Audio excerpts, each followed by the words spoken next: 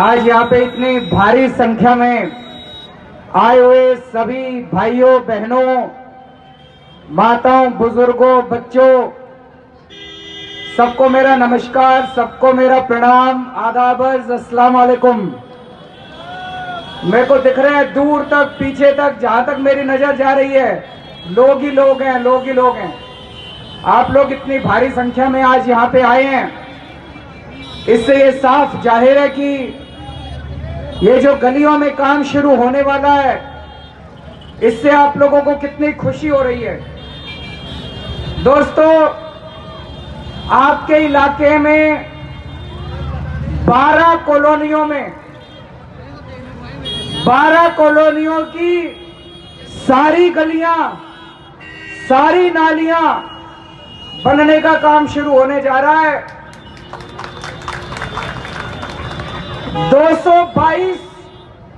222 गलियां बनाई जाएंगी एक ही बार में, 222 गलियां। अभी हाजी साहब हमारे बैठे हुए हैं, मैं इनसे पूछ रहा था, मैंने कहा जी हमारे पहले शीला दीक्षित जी की सरकार थी, उन्होंने मुस्तफाबाद में 15 साल में कितनी गलियां बनवाई? वो सोचने लग गए, बोले हाँ एक वो सड़क बनवाई तो थी। 15 साल में शीला दीक्षित ने आपके मुस्तफाबाद में 5 गलियां भी बनवाई हो तो बता देना, बनवाई थी क्या भाई साहब? शीला दीक्षित की कांग्रेस सरकार ने 15 साल में मुस्तफाबाद की तरफ झांक के नहीं देखा। हमारी सरकार ने 4 साल के अंदर आपकी 222 गलियां और 56 किलोमीटर लंबी नालियां बनाने जा रहे हैं एक ही बार में। इसके अलावा अभी ओल्ड मुस्तफाबाद में सड़कें बनने का काम ऑलरेडी चल रहा है। ये कॉलोनियां जो हैं वो हैं ब्रजपुरी, जियाउद्दीनपुर, शक्ति विहार, शिव विहार, रोशन विहार, जानकी पंचाल, शांति नगर, प्रेम विहार, अंबिका विहार ए ब्लॉक, शिव विहार फेज 3, मूंगा नगर, राजीव गांधी नगर और नेहरू विहार। इन सारी कॉलोनियों में भाई साहब एक साथ काम शुरू हो रहा है। या तो काम शुरू हो गया या अगले कुछ महीने में काम शुरू हो जाएगा। अगस्त के महीने तक काम पूरा हो जाएगा। अगस्त में 6 महीने के अंदर। हम बाकी पार्टियों की तरह नहीं है। बाकी पार्टी आती हैं, चुनाव के पहले नारियल फोड़ती हैं, फिर काम नहीं कराती और अगले चुनाव के पहले आके उसी काम का फिर नारियल फोड़ के जाती हैं। अगस्त के महीने में दोबारा आऊंगा इसी सड़क पे, यहीं पे, और उनका सबका कामों का उद्घाटन करके जाऊंगा। आपकी सारी गलियां नालियां तब तक बन जाएंगी। अगले साल फरवरी के महीने में विधानसभा का चुनाव है। अगर आपकी अगस्त तक गलियां नालियां ना बने, अगले साल वोट मत देना मेरे को, मैं वोट मांगने तभी आऊंगा जब। लेकिन भाई साहब थोड़ी सी तकलीफ भी है। तकलीफ अपने ही लोगों को बताई जाती है। आप अपने हो तो अपना दिल का रोना आप ही के सामने रो सकता हूं। पिछली बार पूरी दिल्ली में 70 में से 67 सीट आई थी कि नहीं आई थी? 3 रह गई थी।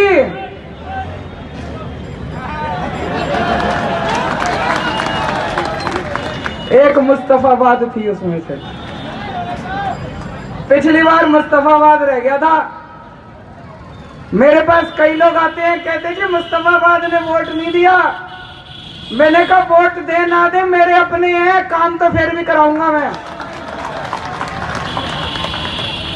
कामों की चिंता मत करना, जिसको मर्जी वोट दे आना, आपकी मर्जी है। आपका छोटा भाई हूं, आपका बेटा हूं। जितने काम आपके होंगे, काम में पैसे की कमी नहीं होने दूंगा, सारे काम कराऊंगा आपको। अब एक दो काम की बात कर लेते हैं। ये भी काम की बात थी, अब थोड़ी बड़े काम की बात कर लेते हैं। यहां इतने हजार लोग खड़े हैं अभी, किस किस को लगता है कि मोदी और अमित शाह की जोड़ी देश के लिए खतरनाक है? हाथ खड़े करके बताओ।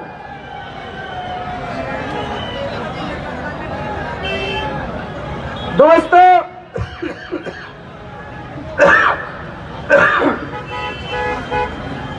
पिछले 4 साल में, 5 साल में मोदी और अमित शाह की जोड़ी ने जितना बेड़ा गर्क किया इस देश का, 70 साल में भी किसी ने नहीं किया आज तक। मुझे लगता है अगर 2019 में इनकी जोड़ी जीत गई, मोदी और अमित शाह की, ये देश नहीं बचेगा, जमहूरियत नहीं बचेगी, जनतंत्र नहीं बचेगा। ये चुनाव बंद कर देंगे, संविधान बदल देंगे ये लोग। 1931 में हिटलर आया था जर्मनी में, हिटलर ने आते ही संविधान बदल दिया था जर्मनी का, चुनाव कराने बंद कर दिए थे, और जब तक हिटलर मरा नहीं तब तक हिटलर वहां का प्रेसिडेंट रहा था। मोदी और अमित शाह ने भी यही प्लानिंग कर रखी है। अगर 2019 में ये दोबारा आ गए, भाई साहब ये देश नहीं छोड़ने वाले। जितना जहर इन लोगों ने अपने देश में घोला है, जितना इन्होंने इंसान को इंसान से लड़ाया है, हिंदुओं को मुसलमानों से लड़ा रहे हैं। हरियाणा में चले जाओ, जाट को नॉन जाट से लड़ाते हैं। महाराष्ट्र में चले जाओ, वहां पे मराठा को नॉन मराठा से लड़ाते हैं। भाई साहब 70 साल पहले जब देश आजाद हुआ था, एक पाकिस्तान बना था, एक हिंदुस्तान बना था। 70 साल से पाकिस्तान कोशिश कर रहा है कि किस तरह से हिंदुस्तान को कमजोर किया जाए। 70 साल से पाकिस्तान कोशिश कर रहा है किस तरह से हिंदुस्तान के अंदर लोगों के बीच में जहर घोला जाए, लोगों के बीच में बंटवारा किया जाए। 70 साल से पाकिस्तान अपनी कोशिशों में नाकाम रहा। जो काम 70 साल पाकिस्तान नहीं कर पाया, 5 साल में मोदी और अमित शाह ने करके दिखा दिया। भाई साहब, इन दोनों को हराना बहुत जरूरी है। और मैं केवल और केवल देश के बारे में सोचता हूं, अपनी पार्टी के बारे में कभी नहीं सोचता। अगर अपने देश को बचाने के लिए मेरे को अपनी पार्टी बंद करनी पड़े, केजरीवाल को अपनी जान की कुर्बानी देनी पड़े, मैं उसके लिए भी हाजिर हूं। अब मोदी और अमित शाह को कैसे हराया जा सकता है, यह सोचना पड़ेगा। वेस्ट बंगाल के अंदर मोदी और अमित शाह की जोड़ी को केवल और केवल ममता बनर्जी हरा सकती है, और कोई पार्टी नहीं हरा सकती। गलत तो नहीं कह रहा भाई साहब? कांग्रेस नहीं हरा सकती वहां पे। उत्तर प्रदेश के अंदर मायावती जी और अखिलेश यादव जी हरा सकते हैं, सपा बसपा का गठबंधन हरा सकता है, बीजेपी को कांग्रेस नहीं हरा सकती। गलत तो नहीं कह रहा भाई साहब? उसी तरह से अलग अलग राज्यों के अंदर, तमिलनाडु के अंदर स्टालिन हरा सकते हैं, डीएमके हरा सकती है बीजेपी को, कांग्रेस नहीं हरा सकती। तेलंगाना के अंदर केसीआर हरा सकते हैं, कांग्रेस नहीं हरा सकती। दिल्ली के अंदर आम आदमी पार्टी हरा सकती है, बीजेपी को कांग्रेस नहीं हरा सकती। भाई साहब, आज अगर ये यकीन हो जाए कि दिल्ली में कांग्रेस बीजेपी को हरा देगी, मैं आज यहां कह के जा रहा हूं, मैं 7 सीट छोड़ दूंगा कांग्रेस के लिए। आज अगर मैं 7 सीट कांग्रेस के लिए छोड़ दूं, मैं भी आपको लिख के दे दूंगा 7 सीट हार जाएगी कांग्रेस। कांग्रेस नहीं जीत सकती, कांग्रेस बीजेपी को नहीं हरा सकती, केवल और केवल आम आदमी पार्टी हरा सकती है। आज इसको अच्छी तरह समझ के जाना। आजकल सवेरे सवेरे पार्कों में जाओ, पार्कों में आपको बीजेपी आरएसएस वाले सवेरे सवेरे कांग्रेस पार्टी का आजकल प्रचार करते हुए मिलते हैं। बीजेपी आरएसएस वाले बैठ जाएंगे 20-25 लोगों को लेके और जानबूझ के मोदी को गालियां देनी चालू करेंगे। मोदी ने बेड़ा गर्क कर दिया, धंधा बंद कर दिया, जीएसटी से, नोटबंदी से धंधा बंद हो गया, सीलिंग से धंधा बंद हो गया, और फिर कहेंगे इससे तो कांग्रेस ही अच्छी थी। बीजेपी कांग्रेस वाले कहेंगे इससे तो कांग्रेस ही अच्छी थी। क्यों कह रहे हैं?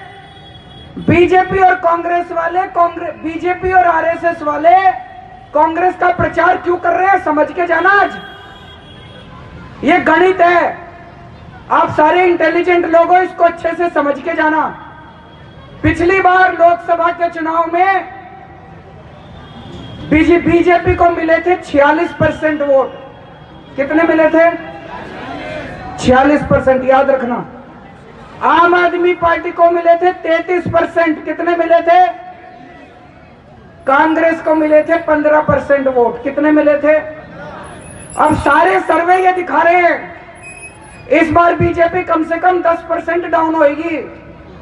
तो बीजेपी के कितने रह जाएंगे? 36। 46 मिले थे पिछली बार, 10% बीजेपी का कम होंगे, 36 रह जाएंगे। बीजेपी के 36, हमारे 33, कांग्रेस के 15। अब ये 10% वोट किसके पास जाएंगे, इस पे सारा खेल है। ये 10% अगर कांग्रेस के पास चले गए तो कांग्रेस के 15 से हो जाएंगे, और कौन जीतेगा? बीजेपी की 7 सीट आ जाएंगी। बीजेपी के 36%। समझ गए? बीजेपी वाले आजकल लगे हुए हैं कि जितना मोदी के खिलाफ वोट है वो सारा कांग्रेस को पड़ जाए। कांग्रेस के 15 से 25% हो जाएंगे, हमारे 33%, बीजेपी के 36%, बीजेपी 7 सीट जीत जाएगी। और अगर ये 10% वोट आम आदमी पार्टी के आ गए, हमारे हो जाएंगे 33 से 43%, 7 सीटें मोदी हार जाएगा, आम आदमी पार्टी जीत जाएगी।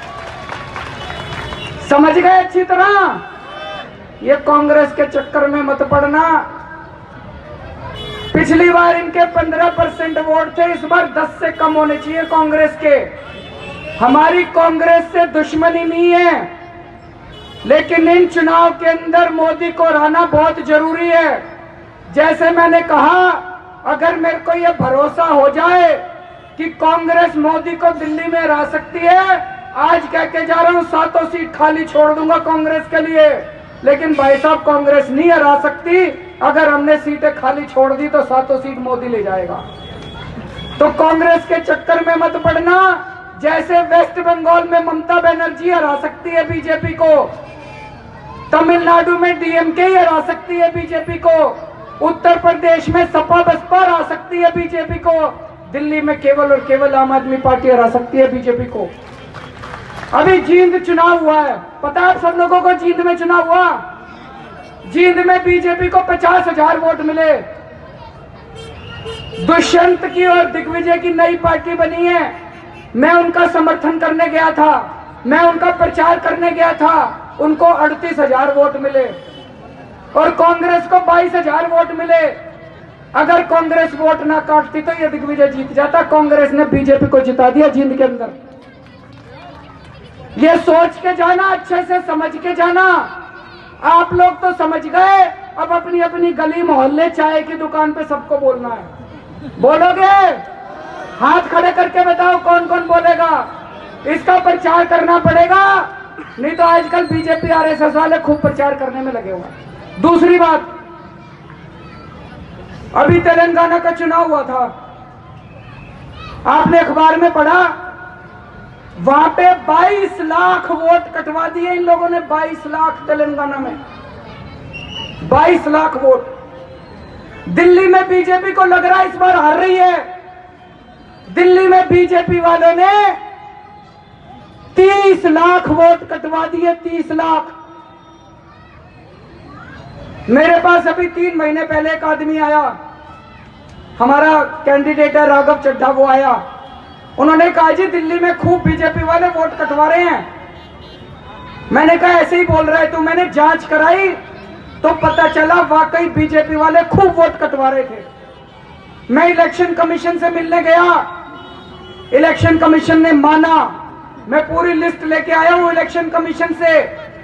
30 लाख वोट कटवा दिए, 15 लाख पूर्वांचलियों के कटवा दिए, क्योंकि बीजेपी को लग रहा है पूर्वांचली उनको वोट नहीं देंगे। 8 लाख मुसलमानों के वोट कटवा दिए, 4 लाख बनियों के वोट कटवा दिए। बीजेपी को लग रहा है कि बनिए भी इस बार जीएसटी सीलिंग की वजह से व्यापारी नाराज हैं, वो इनको वोट नहीं देंगे। 8 लाख मुसलमानों के वोट कटवा दिए। मैं अब इनसे लड़ रहा हूं, मेरे को पूरा यकीन है कईयों के वोट तो मैंने जुड़वा दिए, बाकियों के भी जिनके वोट रह गए उनके सबके भी महीने 1.5 महीने में सबके वोट जुड़वा दूंगा चुनाव के पहले इनसे लड़ के। चिंता मत करना। कुछ लोगों को यह गलत फहमी है, जब हम कहते हैं जी आपका वोट काट दिया, कहते हैं जी वोटर लिस्ट में तो है मेरा नाम। आप लोगों को बता दें ये वोटर लिस्ट में, जो वेबसाइट के ऊपर वोटर लिस्ट है इंटरनेट पे, वो इनकी अपडेटेड वोटर लिस्ट नहीं है। तेलंगाना में अभी चुनाव हुआ, वहां पे हमारे देश की बहुत बड़ी खिलाड़ी है पद्मश्री ज्वाला गुप्ता नाम से। ज्वाला जी वोट देने के लिए गई, उनका और उनके पूरे परिवार का वोट कटा हुआ था बूथ पे। इलेक्शन कमीशन की वेबसाइट पे उनका नाम था, लेकिन बूथ के ऊपर उनका वोट गायब था। हमारे पास पूरी लिस्ट आ गई है। मैं चुनाव आयोग से लड़ के ले आया।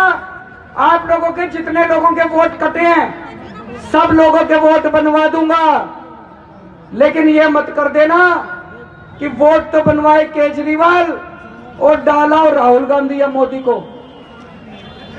धोखा नहीं हो जाए, देश के साथ धोखा नहीं होना चाहिए। केजरीवाल तो बहुत छोटी चीज है। तो आप लोगों को फिर से आपकी नालियां गलियां सारी मुबारक, और मुझे पूरा यकीन है आप लोग इसी तरह से अपना आशीर्वाद बनाए रखिए। जैसे अभी सतेंद्र जैन जी ने बताया, दिलीप पांडे हमारे सबसे कर्मठ कार्यकर्ता हैं, रात दिन 24 घंटे मेहनत करते हैं। आप लोग इनको वोट दोगे, मैं इतना ही आज कह के जा सकता हूं, कभी पछताओगे नहीं। आपको रात दिन आपके लिए हाजिर रहेंगे। बहुत बहुत शुक्रिया।